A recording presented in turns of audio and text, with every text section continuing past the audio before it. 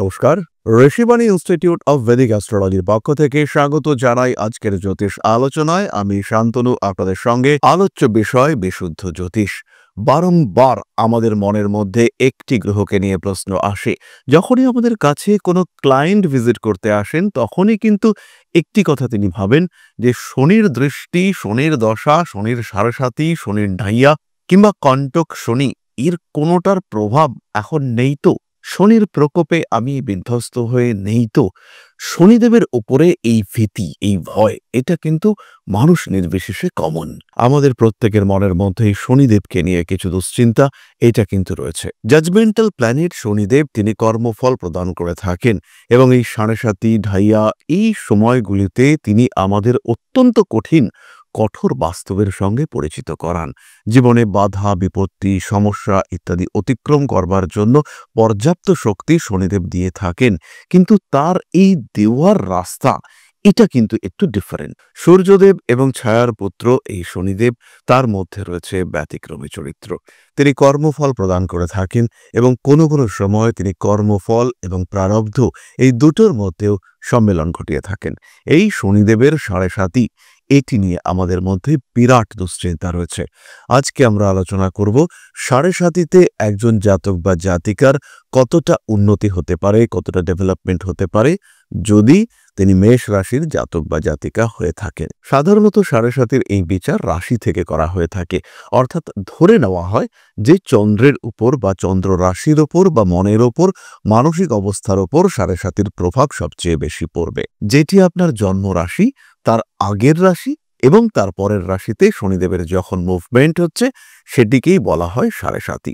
অর্থাৎ তিনটি ঘর মিলিয়ে শনিদেবের যে সঞ্চার, 2.5 বছর করে তিনটি রাশিতে 7.5 বছর, এটিই হলো সাড়েসাতি। প্রকৃতপক্ষে আপনার চন্দ্র যে ডিগ্রিতে রয়েছে তার আগের 45 ডিগ্রি এবং তার পরের 45 ডিগ্রি, এই ক্ষেত্রটির মধ্যে শনির সঞ্চার, তাকেই কিন্তু আমরা প্রকৃত সাড়েসাতি বলবো। তাহলে এবার আমরা চলে আসি আমাদের মূল আলোচনায়, অর্থাৎ শনির সাড়েসাতি এটি মেষ রাশির জন্য কেমন হতে পারে। 3টি পর্যায়ে সাড়েসাতি সম্পূর্ণ হতে দেখতে পাওয়া যায়। তার মধ্যে প্রথমটি হচ্ছে দ্বাদশ রাশিতে শনির অবস্থান। মেষ রাশির ক্ষেত্রে সাড়েসাতি শুরু হতে চলেছে আগামী 29শে মার্চ 2025। মেষ রাশিতে শনির সাড়েসাতি শুরু হচ্ছে আগামী 29শে মার্চ 2025 থেকে এবং এই সাড়েসাতির প্রথম পর্যায়ে 3 জুন 2027 পর্যন্ত চলবে।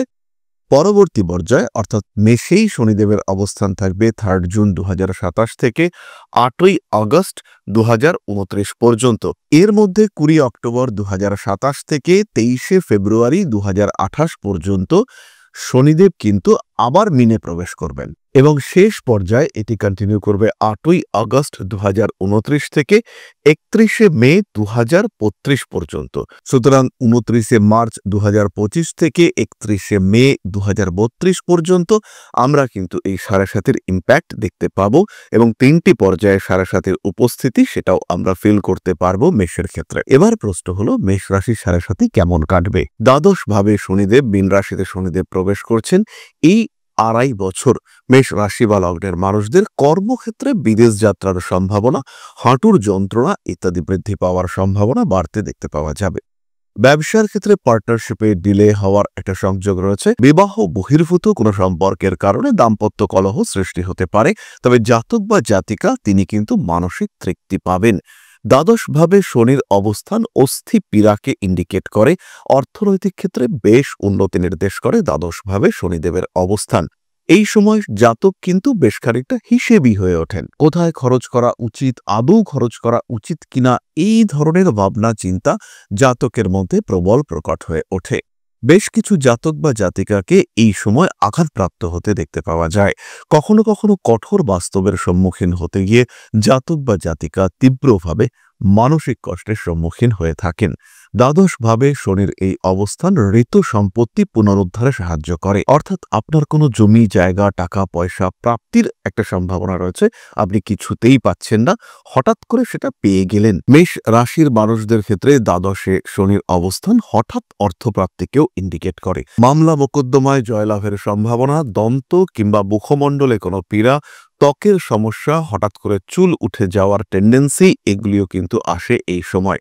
মেষ রাশি বা লগ্নের মানুষদের আমরা দেখতে পাই যে 7:30 সময় হঠাৎ করে যেন বয়সটা একটু বেড়ে গেল, হঠাৎ করে কিছু বাড়তি অভিজ্ঞতা, হঠাৎ করে লুক চেঞ্জ হয়ে যাওয়া ইত্যাদির সম্ভাবনা কিন্তু তৈরি হতে দেখতে পাওয়া যায়। এরপরে আমরা চলে আসব 7:30 দ্বিতীয় ফেজে, শনি যখন বেশ রাশিতেই অবস্থান করে রয়েছেন।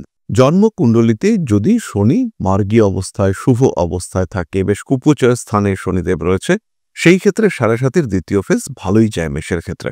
প্রচুর পরিশ্রম করতে হয়, ইচ্ছে হোক অনিচ্ছায় হোক পরিশ্রম করতেই হয়, এবং জাতক একটা একমুখী গতির সম্মুখীন হয়। আমরা বলে থাকি যে আমাদের জীবন এখন ওয়ান ওয়ে হয়ে গিয়েছে, যাই হোক না কেন কাজগুলো করতেই হবে, সেখান থেকে বেরিয়ে আসার কোনো রাস্তা নেই, সেখান থেকে পেছনের দিকে সরে আসার কোনো রাস্তাই নেই। আপনাকে সমাজ, আপনার পারিপার্শ্বিক অবস্থা, আপনার প্রতিপত্তি এমন একটা সিচুয়েশনে নিয়ে এসেছে যেখান থেকে মুক্তির কিন্তু আপনার কাছে রাস্তা নেই। ফলে এগিয়ে আপনাকে যেতেই হবে, এবং আলটিমেটলি এই যে আপনার অগ্রগতি, তার গুড রেজাল্ট, সেটা কিন্তু আপনি কন্টিনিউয়াসলি পেতে থাকবেন, ভালো আপনার সাথে হতেই থাকবে। একদিকে প্রচুর পরিশ্রম, প্রচুর খাটনি, শরীরটাও যেন একটু একটু করে ভেঙে যাচ্ছে, সেই খাটনি, সেই পরিশ্রম আপনার শরীর এবং মন নিতে চাইছে না, পারছে না, কিন্তু আপনাকে খাটতেই হচ্ছে, খেটে যেতেই হচ্ছে। দ্বিতীয়ত, এই সময় স্পিরিচুয়াল অ্যাটাচমেন্ট ভীষণভাবে বাড়তে দেখতে পাওয়া যাবে। সম্পর্কগুলির কার্মিক রূপ উপলব্ধি করবার একটা প্রচেষ্টা আসবে, কিছু বিচ্ছিন্নতা অবশ্যই নিয়ে আসবেন শনিদেব। শরীরটা একটু দুর্বল হওয়ার সম্ভাবনা রয়েছে, হঠাৎ আঘাতপ্রাপ্তি, এবং সেই আঘাতপ্রাপ্তির কারণে দীর্ঘকালীন কোনো একটা ব্যথা, চোট, এটা কিন্তু সৃষ্টি হতে পারে। কোনো কোনো সময় আমরা এটাও দেখতে পাই, জন্মকুণ্ডলিতে যদি শনিদেব খুব খারাপ অবস্থায় থাকে, সেই ক্ষেত্রে জাতকের শরীরে কোনো বিকৃতিও আসতে পারে। এই সময় পিষ্ট হওয়ার সম্ভাবনা, অতিরিক্ত ভার বহন করতে বাধ্য হওয়া, বাড়তি দায়িত্ব নিতে বাধ্য হওয়া ইত্যাদি সম্ভাবনা দেখতে পাওয়া যায়। শনির 7:30 এই দ্বিতীয় পর্যায়ে জাতক বা জাতিকার মধ্যে তীব্রভাবে সততা দেখতে পাওয়া যায়। জাতকের মধ্যে সততার বহিঃপ্রকাশ যেমন আসে, ঠিক তেমনভাবেই জাতক বা জাতিকার জীবনে এমন কিছু ঘটনা ঘটে যেটা জাতককে বিভিন্ন সম্পর্ক, বিভিন্ন প্রাপ্তি, বিভিন্ন বস্তু, বিভিন্ন জাগতিক বিষয়, এগুলির অসারতা সম্পর্কে জানতে সাহায্য করে। আমরা বহু সময় দেখতে পাই কোনো একজন মানুষ, তিনি কোনো একটি মন্দিরে ভিজিট করতে গিয়েছেন, এবং সেই মন্দিরে ভিজিট করতে গিয়েই তার মনের মধ্যে এত আধ্যাত্মিক চেতনার উন্মেষ ঘটেছে যে তিনি আধ্যাত্মিক জগতেই সম্পূর্ণরূপে নিজেকে নিযুক্ত করে ফেলেছেন। এই ধরনের বিষয়গুলি কিন্তু 7:30 দ্বিতীয় ফেজে দেখতে পাওয়া যায়। সাধারণভাবে পেটের সমস্যা, মাথার যন্ত্রণা, সাইনাস, মাইগ্রেন ইত্যাদির আক্রমণ ইত্যাদি আসে। চাকুরির প্রতি ডেডিকেশন বাড়ে, জাতক কর্মক্ষেত্রে উন্নতি করতে পারেন, কাজের জায়গায় প্রমোশন, ডেভেলপমেন্টের সম্ভাবনা ইত্যাদি বাড়তে দেখতে পাওয়া যায়। অস্থি পীড়ার সংযোগ আসে, কুটুম্বকুলের সঙ্গে সম্পর্কে কিছুটা দূরত্ব বৃদ্ধি পেতে দেখতে পাওয়া যায়। ভালোবাসার মানুষদের সঙ্গে অ্যাটাচমেন্টে কিছুটা ঘাটতি সৃষ্টি হতেও দেখতে পাওয়া যায়। প্রাচীনপন্থী মানসিকতা, একটু অর্থোডক্স বিহেভিয়ার বাড়তে দেখতে পাওয়া যায়। পুরনো জিনিসপত্রের প্রতি প্রেম, হারিয়ে যাওয়া জিনিসপত্র খুঁজে পাওয়ার সম্ভাবনা, এগুলিও বাড়তে দেখতে পাওয়া যায়। মোটের উপর মেষ রাশির 7:30 দ্বিতীয় ফেজ এটা যথেষ্টই ভালো এবং পজিটিভ একটা টাইম হিসেবে আমরা দেখব, কিন্তু শরীরে ব্যথা, যন্ত্রণা, এগুলির প্রকোপ একটু হলেও বাড়বে। এর পরবর্তী যে ফেজ, অর্থাৎ তৃতীয় ফেজ, বৃষ রাশিতে শনিদেব প্রবেশ করেছেন। মেষ রাশি বা লগ্নের মানুষদের ক্ষেত্রে দ্বিতীয় শনিদেবের অবস্থান কিন্তু মোটামুটি শুভ। বৃষ শনিদেবের জন্য একটা ভালো জায়গা, একটা ভালো ক্ষেত্র। এই সময় জাতক বা জাতিকা অর্থনৈতিক দিক থেকে একটু স্টেবল হয়ে পড়েন। এই সময় জাতক বা জাতিকার অর্থনৈতিক স্টেবিলিটি বাড়তে দেখতে পাওয়া যায়। আত্মীয় কুটুম্ব সম্পর্কগুলির মধ্যে বেশ দূরত্ব সৃষ্টি হওয়ার সংযোগ তৈরি হয়। কর্মপ্রাপ্তি, চাকরি প্রাপ্তি, ইন্টারভিউর ক্ষেত্রে সাফল্য ইত্যাদি বাড়তে দেখতে পাওয়া যায়। টাকা পয়সা ইনভেস্ট করে অর্থ উপার্জনের নতুন রাস্তা সৃষ্টি হওয়ার সম্ভাবনা, এটাও কিন্তু এই সময় সৃষ্টি হয়। এই সময় দাঁত, মুখ, চোখ, কান ইত্যাদি অঙ্গে পীড়া সৃষ্টি হতে দেখতে পাওয়া যায়। বারংবার ঘাড়ে খটকা লেগে যাওয়া, শোয়ার দোষে ঘাড়ে ব্যথা, কাঁধে ব্যথা, এগুলো বারংবার হতে দেখতে পাওয়া যায়। জাতক বা জাতিকার কার্মিক উন্নতির সম্ভাবনা, স্পিরিচুয়াল অ্যাটাচমেন্ট বৃদ্ধির সংযোগ এগুলো দেখতে পাওয়া যায়। মানুষের সঙ্গে সম্পর্কে কিছুটা ঘাটতি আসতে দেখতে পাওয়া যায়। শনির অবস্থান যদি অশুভ হয়ে থাকে সেই ক্ষেত্রে সাড়ে সাথে কিন্তু জাতকের অর্থনৈতিক দিক থেকে প্রবল চাপ সৃষ্টি করতে পারে। এটা খেয়াল রাখতে হবে। মেষের জন্য শনি কিন্তু খুব একটা শুভ গ্রহ নয়। তাই শনিদেব যদি আপনার কুণ্ডলিতে অশুভ অবস্থায় থাকেন কিংবা শনিদেবের সঙ্গে শত্রু কোনো গ্রহের দশা চলতে থাকে কিংবা এমন কোনো দশা চলছে যে দশা আপনার জন্য খুব একটা সুটেবল নয়, তাতে কিন্তু আপনার জীবন প্রবলভাবে সমস্যার সম্মুখীন হয়ে পড়তে পারে এবং ভয়ঙ্করভাবে আপনার জীবন বিপর্যস্ত ব্যতিব্যস্ত হয়ে পড়তে পারে সাড়ে সাতের সময়। অবশ্যই এটা খেয়াল রাখতে হবে যে কি দশা চলছে। এর সঙ্গে সঙ্গে আরেকটি বিষয় খেয়াল রাখতে হবে, 3টি রাশি অর্থাৎ মীন, মেষ এবং বৃষ, এই 3টি রাশিতে শনিদেবের যে মুভমেন্ট সেটা আপনার সাড়ে সাতিকে সাধারণভাবে ইন্ডিকেট করে। এই 3 রাশিতে শনিদেব অষ্টক বর্গে কতগুলি রেখা প্রাপ্ত হয়েছেন এটিও কিন্তু ইন্ডিকেট করবে যে শনির সাড়ে সাতি আপনার জন্য কেমন হবে এবং শনির এই সাড়ে সাতিতে অন্যান্য গ্রহরা তারা কি প্রভাব বিস্তার করবে। সুতরাং মেষ রাশির মানুষদের জন্য সাড়ে সাতের ইম্প্যাক্ট কেমন হতে পারে, কতটা পজিটিভ কতটা নেগেটিভ, সেই সম্পর্কে সাধারণ আলোচনা আমরা সম্পূর্ণ করলাম। যারা ইতিমধ্যেই একটি সাড়ে সাতি পার করেছেন বা 2টি সাড়ে সাতি পার করেছেন তারা অবশ্যই বিষয়গুলিকে বিলিয়ে দেখবেন, কি ঘটেছিল, কেমনভাবে কেটেছিল আপনার এই সাড়ে সাতি, এগুলি অবশ্যই কমেন্ট বক্সে লিখে জানাবেন। তার সঙ্গে সঙ্গে একটি কথা মাথায় রাখতে হবে, প্রত্যেকের ক্ষেত্রে সাড়ে সাতির ইম্প্যাক্ট কিন্তু আলাদা। শনিদেব কোন রাশিতে রয়েছেন, কোন নক্ষত্রে রয়েছেন, তার সঙ্গে আপনার লগ্নের কি সম্পর্ক, আপনার কোন লগ্ন, লগ্ন সাপেক্ষে রাশির অবস্থান কোথায়, অর্থাৎ কর্কট লগ্নে মেষ রাশি আর কন্যা লগ্নে মেষ রাশি দুজনের কিন্তু সাড়ে সাতের ইম্প্যাক্ট সম্পূর্ণ আলাদা হবে। অর্থাৎ চন্দ্রের অবস্থান লগ্ন সাপেক্ষে এটাও আমাদেরকে দেখতে হবে। সুতরাং সাড়ে সাতের পূর্বাবস্থায় অবশ্যই আপনার উচিত জ্যোতিষের পরামর্শ গ্রহণ এবং এই পরামর্শই কিন্তু আপনাকে সঠিক দিশা খুঁজে পেতে সাহায্য করবে এবং সাড়ে সাতের এই সময় কি ইম্প্যাক্ট হতে পারে আপনার জীবনে সেটা উপলব্ধি করতে সাহায্য করবে। তার সঙ্গে সঙ্গে প্রপার প্রিকশন আপনি কি নিতে পারেন সেটাও উপলব্ধ করতে আপনাকে সাহায্য করবে। তাহলে এবার আমরা চলে আসব আলোচনার পরবর্তী পর্যায়ে আপনাদের প্রশ্নে জ্যোতিষের উত্তর। তবে তার আগে ছোট্ট একটি মানবিক অনুরোধ নিয়ে আমি আপনাদের সাথে। আশা করি পরম পিতার আশীর্বাদে সবাই খুব ভালো আছেন। জীবনে চলার পথে বিভিন্ন সময় বিভিন্ন ক্ষেত্রে আমরা প্রত্যেকেই কিছু না কিছু জনহিতকর কার্য করে থাকি। রাস্তায় যদি একজন মানুষ এসে আমাদের কাছে সাহায্য চায় আমরা যতটুকু সম্ভব তাকে সাহায্য করবার চেষ্টা করি। কখনো কিছু অর্থের বিনিময়ে, কখনো তাকে কিছু খাদ্য সামগ্রী কিনে দিয়ে, কখনো গাছের জল দিয়ে, কখনো পাড়ার রাস্তার কুকুরটিকে খেতে দিয়ে আমরা সমাজের উন্নতি করবার চেষ্টা করি। আমরা সমাজের প্রতি আমাদের সামাজিক দায়বদ্ধতা পালন করবার চেষ্টা করি, কারণ প্রত্যেকেই আমরা মানুষ, প্রত্যেকের মধ্যেই রয়েছে মনুষ্যত্ব, প্রত্যেকেই আমরা অপরকে সাহায্য করবার জন্য অল্প বিস্তর দায়বদ্ধ। এই ভাবনা নিয়েই অধ্যাত্ম, সেবা এবং প্রকৃতি পূজনের ব্রতী হয়েছে আমরা। আপনাদের সহযোগিতায় গঠন হয়েছে পরম ব্রহ্ম মিলন মঠ ও সেবাশ্রম। দীর্ঘদিন ধরেই প্রায় বিগত 3 বছর ধরে বিভিন্ন সময়ে, বিভিন্ন অবস্থায়, বিভিন্ন পরিস্থিতিতে মানুষের পাশে গিয়ে আমরা দাঁড়িয়েছি। মানুষের পাশে যতটা সম্ভব সাহায্য করবার চেষ্টা আমরা করেছি আমাদের ক্ষুদ্র সামর্থ্যে। বারংবার আমরা পেয়েছি আপনাদের সাহচর্য, বারংবার আপনারা বাড়িয়ে দিয়েছেন আপনাদের সহযোগিতার হাত। তাই আরও একবার আপনাদের সামনে আজ আমি আবার এসেছি পরবর্তী কর্মসূচিকে বাস্তবায়িত করবার জন্য। বিগত দিনগুলিতে বিভিন্ন সময়ে আমরা বিভিন্ন ক্ষেত্রে ডোনেশন কর্মসূচি করেছি। আমরা শীতকালে কম্বল বিতরণ করেছি, মোজা চটি বিতরণ করেছি, মশারি বিতরণ করেছি ডেঙ্গুর সময়, করোনার সময় খাদ্য সামগ্রী বিতরণ করেছি আমরা। তার সঙ্গে সঙ্গে ছোট ছোট শিশুদের পড়াশুনো এগিয়ে যাওয়ার জন্য সারা বছরের সমস্ত শিক্ষা উপকরণ আমরা বিতরণ করেছি।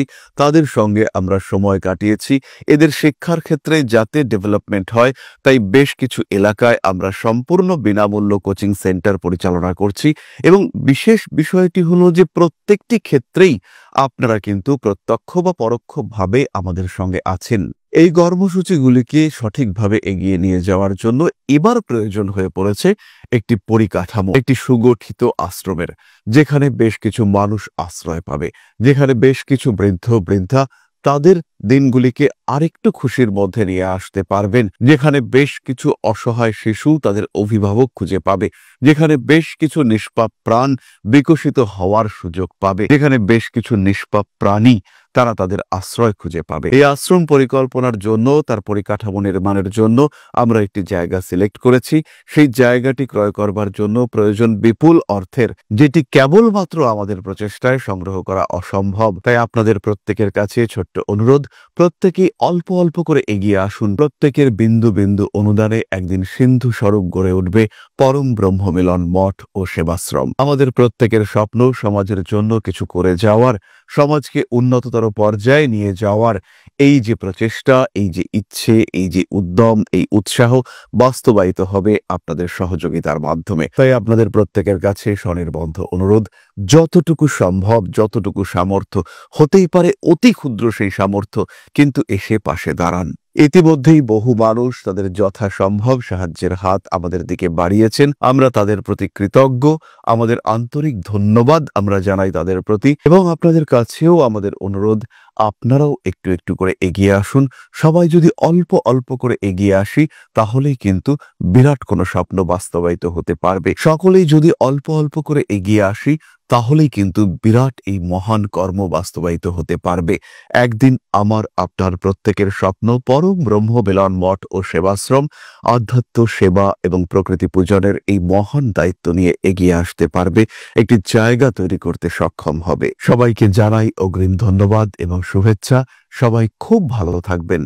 নমস্কার। তাহলে চলে আসা যাক আপনাদের প্রশ্ন পর্বে। প্রশ্ন করেছেন সঞ্জয় ব্যানার্জি, 26/10/84, 6:53 PM, হাওড়া। বার শুক্রবার, বৃশ্চিক রাশি, বৃষলগ্ন, অনুরাধা নক্ষত্র। একটু দেখে বলবেন স্যার, আমার বিবাহ কবে হতে পারে? সঞ্জয় বাবু, আপনার কুণ্ডলিতে বিবাহের প্রবেশ রয়েছে, বিবাহ হওয়ার সম্ভাবনা তীব্রভাবেই রয়েছে। এই মুহূর্তে বিবাহের যোগ রয়েছে, এবং বৃশ্চিক রাশির সপ্তমে যেহেতু বৃহস্পতির সঞ্চার ঘটছে, তাই ফেব্রুয়ারি মাসের পর থেকে আগামী অক্টোবর পর্যন্ত বিবাহ যোগ প্রবল। এরপরে 2026 সালের জুন মাসের পর থেকে আবার বিবাহ যোগ সৃষ্টি হতে দেখতে পাওয়া যাবে। চাকরিরত, কর্মরত মানুষের সঙ্গে বিবাহ হওয়ার সম্ভাবনা প্রবলভাবে দেখতে পাওয়া যায়। তবে বিবাহ বিলম্বিত হলেও বিবাহিত জীবন কিন্তু ভালোই কাটবে, এটি আশা রাখা যায়। তাহলে আজকের ভিডিওটি আমরা আর দীর্ঘায়িত করব না। সবাই সুস্থ থাকুন, ভালো থাকুন। মা শ্রী শ্রী আদিশক্তির আশীর্বাদে আরো সমৃদ্ধ হয়ে উঠুক আপনাদের প্রত্যেকের জীবন। জয় মা আদিশক্তি। নমস্কার।